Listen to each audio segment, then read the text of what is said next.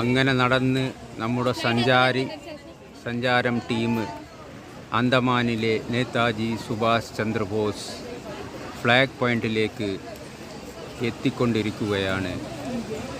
ദേശവിദേശത്തിൽ വന്ന സഞ്ചാരികൾ ഇതാ ഇവിടെ വന്ന് ഫോട്ടോ വീഡിയോകൾ എടുക്കുകയാണ്. അതിനിടയിൽ നമ്മൾ കണ്ടുമുട്ടി സോന എന്നൊരു കുട്ടിയെ.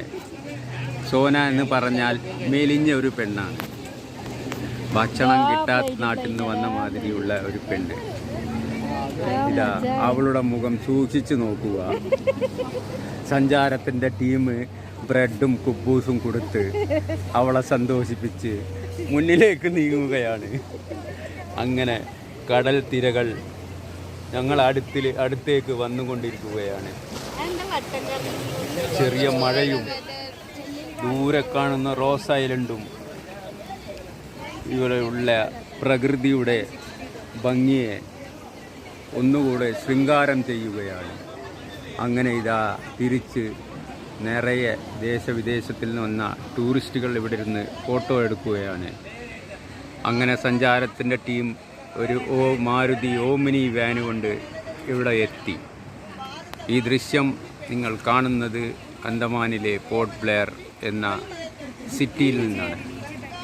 ഇതാണ് എത്രയോ ഒരു ഫീറ്റ് നീളമുള്ള, എക്സാക്ട്ലി അറിയില്ല, ഇതാണ് നമ്മുടെ അന്തമാനിലെ നേതാജി സുഭാഷ് ചന്ദ്രബോസ് ഫ്ലാഗ് പോയിന്റ്. ഇന്ത്യയുടെ ധ്വജം ഇവിടെ ഇതാ കാറ്റിൽ പറക്കുകയാണ്. നല്ല ഭംഗിയുള്ള ദൃശ്യങ്ങൾ നിങ്ങൾക്ക് കാഴ്ചവെക്കുവാൻ ക്യാമറാമാൻ ഹനീഫ അന്തമാനിൽ നിന്ന് മഴ നനഞ്ഞുകൊണ്ട് റെയിൻകോട്ട് ഇട്ടുകൊണ്ട് ഇവിടെ ഈ ദൃശ്യങ്ങൾ പകർത്തുകയാണ്. അങ്ങനെ ഈ മുൻ പരിചയമുള്ള ഒരു മുഖം നിങ്ങൾക്ക് കേരളക്കാർക്ക് അറിയുന്നൊരു മുഖമായിരിക്കും. ഇവരും എൻ്റെ കൂടെ വന്നിട്ടുണ്ട്. ദൂരെ കടൽ,